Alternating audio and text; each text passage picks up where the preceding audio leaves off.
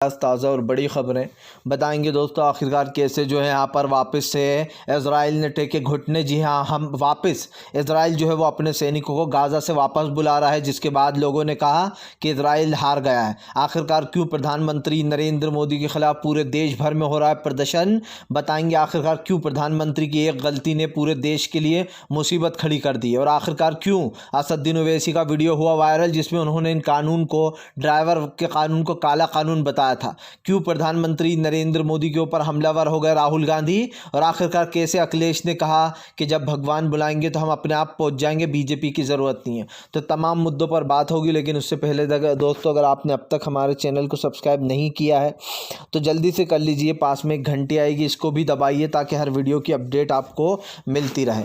दरअसल दोस्तों आपको बता दें चले, बुरी तरीके से फंस गया इज़राइल के ख़िलाफ़ खोल दिया है हमास ने मोर्चा।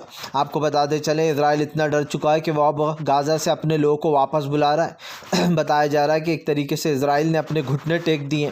सीधी सी बात यह है कि हमास और इज़राइल की इस लड़ाई के बीच में इज़राइल जो है वो धीरे धीरे कर अपने घुटने टेकता जा रहा है, और उसने तमाम जितने भी लोग थे उन सबको वापस बुला लिया। इससे एक चीज़ तो साबित हो जाती है कि फ़िलहाल यहाँ पर अगर हम देखें दोस्तों तो फ़िलहाल इज़राइल कमज़ोर पड़ता चला जा रहा है, और हमास जो है वो दोगुनी ताकत से आगे बढ़ रहा है और भी ज़्यादा मजबूत हो रहा है।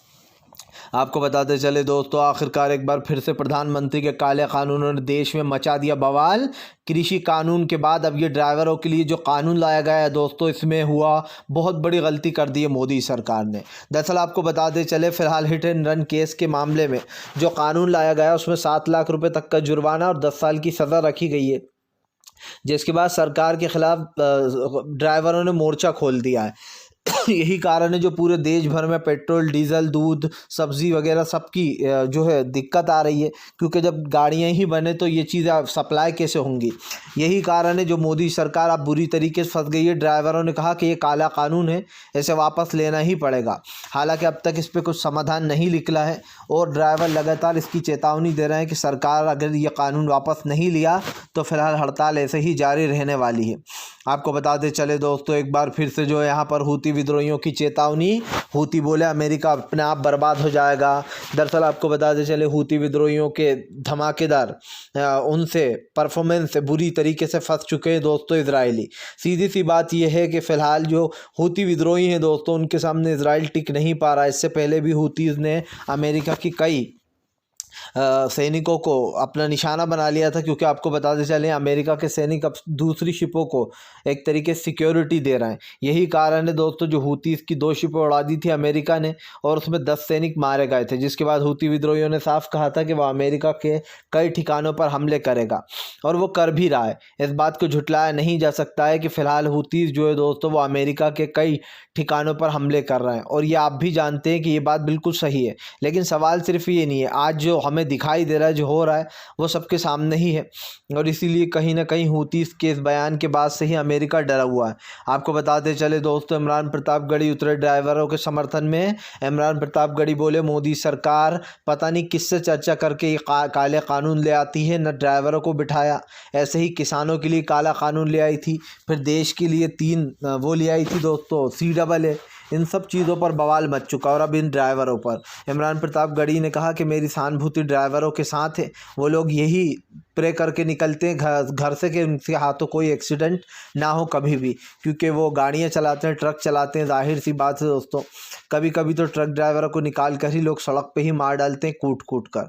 हालांकि ये बात सच है कि कभी दोस्तों ड्राइवर की गलती होती है तो कभी गाड़ी चलाने वाले दूसरे की भी गलती होती है, लेकिन इस पर ये जो कम से कम जुर्माना लगाया गया है 7 लाख रुपए और 10 साल की सज़ा, ये कहीं ना कहीं बहुत ज़्यादा है।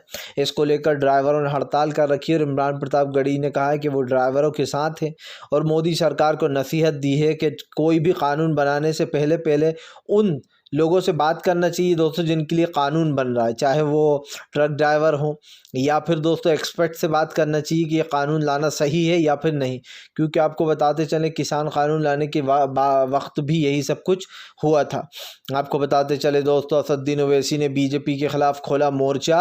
ओवैसी बोले भारतीय जनता पार्टी पूरी तरीके से बौखला गई है। ओवैसी ने कहा कि जब ये कानून आ रहे थे तभी मैंने इसका विरोध किया था दोस्तों, और यही नहीं जो 3 क्रिमिनल कानून आए हैं वो भी आप समझिए, वो क्रिमिनल कानून इसी में ऐड है, ये जो ड्राइवर वाला है। आपको याद होगा ओवैसी ने कहा था कि ये जो 90 दिन की तक अब कोई बेल नहीं मिला करेगी, जिसके ऊपर अगर कोई आतंकवाद का इल्ज़ाम भी झूठा लग जाता तो भी, या फिर कुछ और भी चीज़ें बताई थी उन्होंने। अब इन काले कानूनों को पास कराकर ओवैसी ने उसी दिन कह दिया था कि इस पर ये कानून देश के लिए बहुत ख़तरनाक होंगे। और दोस्तों आप समझिए, देश के लिए फाइनली ओवैसी ने जो कहा था, उनका वीडियो सोशल मीडिया पर वायरल हो गया, क्योंकि उनकी बात सच्ची निकली। पूरे देश में ड्राइवर जो हैं हड़ताल कर कर सड़कों पर उतर आए हैं। इसका असर जो है दोस्तों पेट्रोल टैंकों पर भी पड़ रहा है, क्योंकि पेट्रोल डीजल की स्टॉक ख़त्म होने वाला है जो उनके पास रखा हुआ था। जाहिर सी बात है, जब ट्रक नहीं चलेंगे तो कहीं ना कहीं पेट्रोल डीजल सभी चीज़ों की मार आएगी, और इसी को लेकर सरकार घिर चुकी है। ओवैसी ने सरकार पर निशाना साधते हुए कहा कि सरकार की नाकामी साफ दिखाई दे रही है। वो बिना किसी जांच पड़ताल के, बिना किसी सहमति के ये कानून लेकर आ जाती है दोस्तों, और फिर इसका अंजाम क्या होता है आप बखूब देख रहे हैं। मुझे बताने की ज़रूरत नहीं है, जो हो रहा है दोस्तों वो भी सब देख रहे हैं, और जो हो सकता है वो भी सब देखेंगे, क्योंकि मोदी सरकार के ये जो नियम और कायदे हैं दोस्तों, ये मेरी समझ से बहुत बाहर है, और मेरी क्या आपकी समझ से भी बहुत बाहर होंगे, क्योंकि समझ में नहीं आ रहा है कि आखिरकार सरकार कौन सी रणनीति पर काम करती है।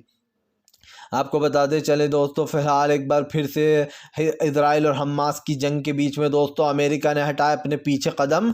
दरअसल आपको बताते चले, इजराइल ये दावा कर रहा था कि उसने गज़ा पर कब्ज़ा कर लिया, लेकिन अब वो अभी भी हमास जो है दोस्तों वो गज़ा से एक के बाद एक जो है यहाँ पर वो कर रहा है, हमले कर रहा है, रॉकेट बरसा रहा है। तो अब सवाल उठने लगे हैं कि इजराइल के दावे झूठे थे, जो वो बार बार कह रहा था कि उसने गज़ा पर पूरी तरीके से कब्ज़ा कर लिया। क्योंकि आपको बता दें, गाज़ा पर दोस्तों इजराइल पर अभी भी हमास एक के बाद एक रॉकेट दाग रहा है, जिसके बाद अमेरिका ने पीछे कदम हटा लिया, और अमेरिका ने भी अब सवाल उठा दिया कि क्या इजराइल झूठ बोल रहा है।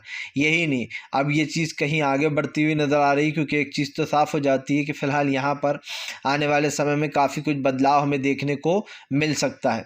आपको बताते चले दोस्तों, प्रधानमंत्री नरेंद्र मोदी के ऊपर जमकर भड़कते हुए नज़र आए जो है यहाँ पर अखिलेश यादव। अखिलेश ने बीजेपी के ख़िलाफ़ खोल दिया मोर्चा।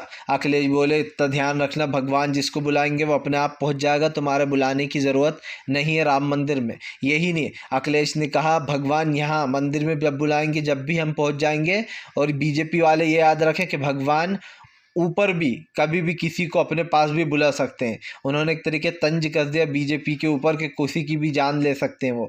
इसको लेकर अखिलेश ने दावा किया। अखिलेश ने कहा कि फ़िलहाल बीजेपी वाले कौन होते हैं दूसरों को राम मंदिर में निमंत्रण देने वाले, उनको वो बुलाएं या ना बुलाएं, हमें जब भगवान बुलाएंगे हम अपने आप पहुंच जाएंगे। सीधी सी बात ये दोस्तों कि बीजेपी के न्योते बांटने से या वो देने से कि आप आओ से कुछ नहीं होने वाला। जिसको आना है वो आएगा, जिसको नहीं आना है वो नहीं आएगा। सिंपल सी बात ये है, तो कम से कम इस चीज़ को छोड़ देना चाहिए।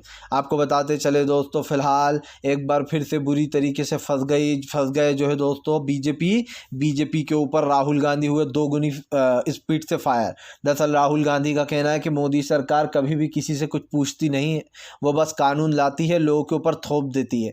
राहुल गांधी ने कहा कि इस देश की ऐसी पहली सरकार है जो अपने मन से दोस्तों कानून लाती है, लोगों के ऊपर थोप दिए जाते हैं।